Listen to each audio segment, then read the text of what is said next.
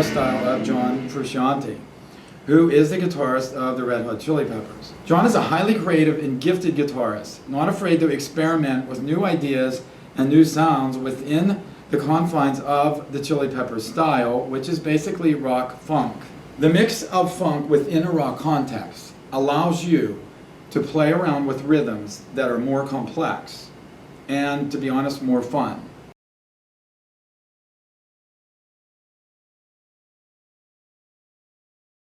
A big part of John's secret is his use of a Fender Stratocaster for his sounds. It's hard to get John's sound if you don't use a Strat. You have to work extra hard to dial in the tone that he gets. He gets at times a really crystal clear tone and at times a really heavily distorted, almost overly distorted tone.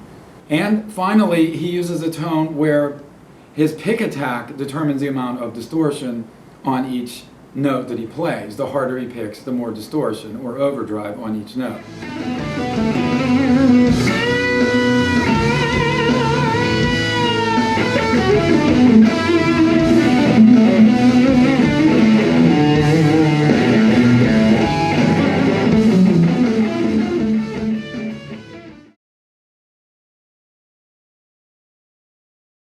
John's guitar solos within the pentatonic structure are very strong and very full sounding. He makes use of the typical bending locations. If you're in A minor 5th position, that would be 3rd string 7th fret.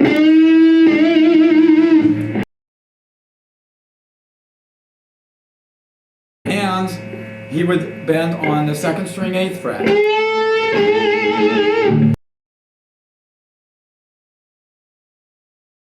He does not break any new ground in terms of the scale patterns he uses, but the way he phrases his notes and the power he puts into them is not the easiest thing in the world to match.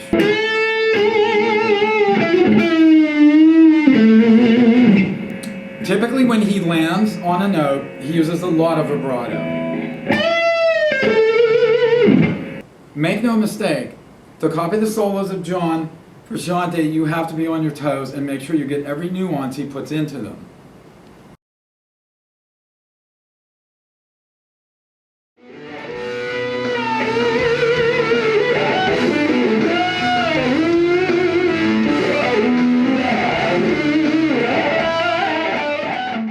Now, John does like to use the wah pedal.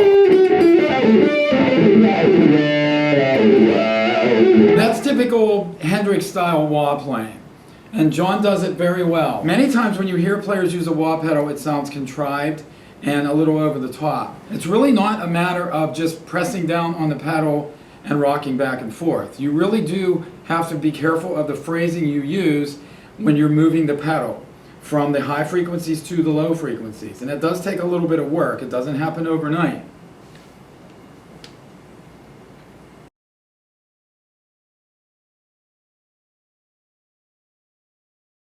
John's ability to play guitar solos that are wholly based upon the melody is quite remarkable. And that's one thing that you can glean from his playing, is that when you're doing solos, at some point, typically towards the end, you want to bring that melody back so that when it does come back vocally, then it's even stronger, and then your solo is really carried on throughout the rest of the song. Think of Neil Schon from Journey. He does much the same thing, and his solos many times are singable, and so are Frusciante's. So that's a really great approach to take in terms of soloing.